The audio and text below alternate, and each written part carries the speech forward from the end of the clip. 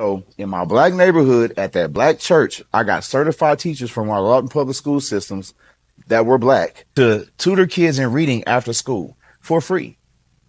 And the pushback I kept getting was, why does it have to be black? And that's when I realized it don't even matter what you're doing. I'm doing something for kids right now. Something to help a problem that our children are having, and this is your pushback from it. At that point, I don't care about pushback. If you're not black, I don't really care about your opinion about things that we're doing to progress the black community. It doesn't make sense. It doesn't make sense to center somebody's outside of the community an opinion about where we should be doing and how we should be fixing and progressing as our own community. Nobody else does that, and nobody else is asked to do that. I wanted to see you. I wanted to talk to you on your man in your face. Absolutely. You understand me? I knew a few places you was at. I could have pulled up, but I don't think that was gangster. I wanted to come look you in your face like a man and tell you how I feel. I said I'm never coming back again. Next I stepped away from the mirror. I got my mind made up now, cause I can see the future much clearer. What's happening, fam? L.A.R. movement still moving. Subscriber died trying. You see the thumbnail, more importantly, you saw the clip. Y'all don't want the problems fixed. And I'm talking about people outside of the community and sometimes people inside of the community, whether they're actually kinfolk or skinfolk, if people understand what that means. You know, FBA, non-FBA, right? And I've seen this, you know, and it's historic in the sense of, oh, you know, we need the black community's kids aren't reading. Okay, we're gonna help them read. Oh, why are you helping black kids learn to get better at reading? Oh, okay. You don't want the problem fixed.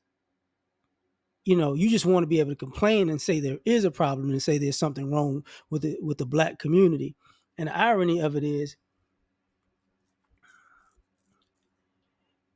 when we fix stuff, you know, it becomes a racial issue. It becomes reverse racism. It's very, you know, hypocritical and stupid.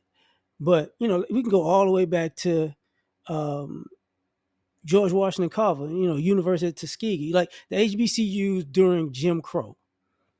Some of y'all don't I guess y'all don't know history well enough to know that when we were off in America, even getting an education, even during Jim Crow, they would basically send the feds to the schools to make sure we wasn't plotting on tearing down the country. And then they were like, oh, they're not just learning reading, they're learning farming, they're learning mechanics, they're learning aviation. Oh, we got to do something to mess this up. It goes all the way back then when you didn't want to educate Negroes, and now when people are educating the Negroes, it's a problem. You know, you have these other problems. Hey man, we got a lot of this. You know, a lot of these young kids are doing the wrong thing, and we need to, you know, get rid of these young kids and their need to be in the streets. And then you start giving these kids jobs and putting money in their pockets and making them, you know, and having them doing things in the neighborhood. Then it's, why, what? They can't come to my house. They can't cut my grass. They can't, you know, they can't paint. They can't learn how to skills and trades, and they can't do roof, and they can't clean up the church. It's like, okay, listen, y'all don't want to fix the problem. You just want to complain about it.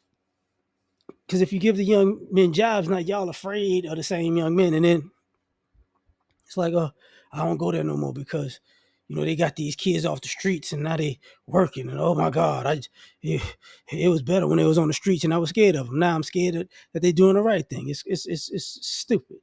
It's real stupid. Then you got this scenario where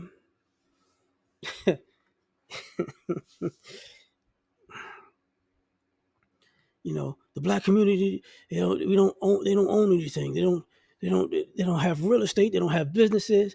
And then the minute people start getting real estate, then it's a, you know, how can I say this properly? Do you have all your proper paperwork? Do you have all of your ducks in a row? Let me make up something. I'm going to tell somebody he has money to buy this. what does he do? He's probably dealing drugs. You can't sell him that. That type of thing. When you out here selling property, you gotta, if you're black, you gotta, hey, take all anything in the house that make it look like it's black, because you won't. They're gonna try to, they're gonna lowball you on the price of your real estate, right? That's what they're gonna do. If you got a business, and people go, well, why it's got to be a black business catering to black people? Well, that's a good question. Why, when people have a black business that caters to black people, do people come and try to mess with the business? See, you notice people don't go into quote unquote white establishments, Asian establishments, and even Hispanic establishments, trying to mess up the joint. And I'm talking about people of all races. People are calling the city. You need to inspect the place again. You need. Yeah, I think they got a violation. I think. I think they're selling fentanyl out the back. It's that type of stuff. It's that type of stuff. It's like, oh, they had their own businesses, but they weren't coming to our businesses anymore. So we got to say something. We got to do something. And it's like, oh, okay, you really don't want the problem to be fixed. You really don't want, business and entrepreneurship, and I don't want the blacks around me. Okay, so we're not around you, but once we're not around you, where they at? You out here looking like old Otis on Martin when he got enough fight and he lost his glasses. Where they at? Where they at? Y'all got to do that. It's that. You know what I'm saying? It's that. Look, it even goes back. It even goes back to we like to play school and sports, right? If it's the black school is so good. I think them kids are old. I don't think they reached the age. I think they 20 years old out there playing. I think, you know what? Matter of fact, I don't think they passed all their classes. I think we need to. I think we need some type of some notification that all of these kids are smart, because you can't have all these black kids and playing sports and be good students. You can't have that. And then you find out, oh, it's real. They're good and they're smart. Oh, how about I call your mom and dad and we can get you a house and apartment in our nice suburb, and we'll give you like a free ride scholarship at a public school that doesn't have scholarships. What the fuck? So I got a Negro from here. I got a Negro from there. I thought y'all wanted us to pick ourselves up by our own bootstraps and, and do it out for ourselves. And that goes to the academic thing. You know,